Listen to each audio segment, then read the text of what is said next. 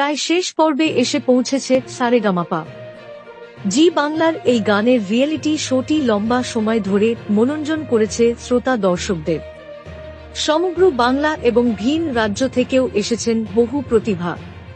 তবে তাদের মধ্যে থেকে কেটেছেটে মাত্র 1-0 জনই জায়গা পেয়েছেন ফিনালেতে।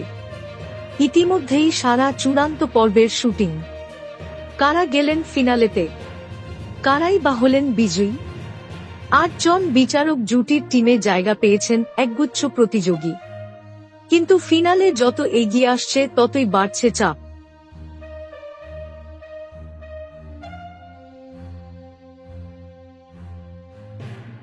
বাদ পড়ছেন প্রতিযোগীরা। সদ্য শেষ হওয়া পর্বে রায়গঞ্জের প্রতিযোগী বনশ্রী বিশ্বাস বাদ পড়েছেন সারেগামাপা থেকে।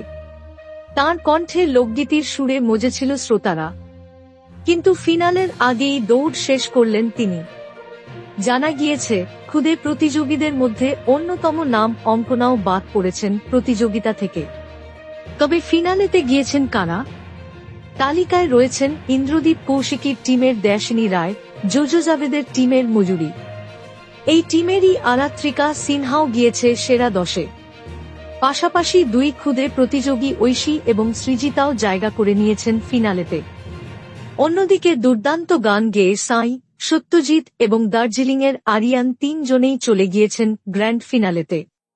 সঙ্গে 2 বিস্ময় বালক অতনু এবং অনিত্য রয়েছেনই। একটা সকলেই জানেন, এবারের সিজনে 2 প্রতিযোগীর মাথায় উঠবে বিজয়ের শিরোপা। কারা কারা বিজয়ী হয়েছেন সারেগামাপার তা এতদিনে অনেকেই জেনে গিয়েছেন। অনেকে অবশ্য এখনো জানেন না। তাদের আর কিছুদিন ধৈর্য ধরতে হবে। গত 4 ফেব্রুয়ারি হয়ে গিয়েছে গ্র্যান্ড ফিনালের শুটিং। এবার কবে সম্প্রচার হয় তারই অপেক্ষা।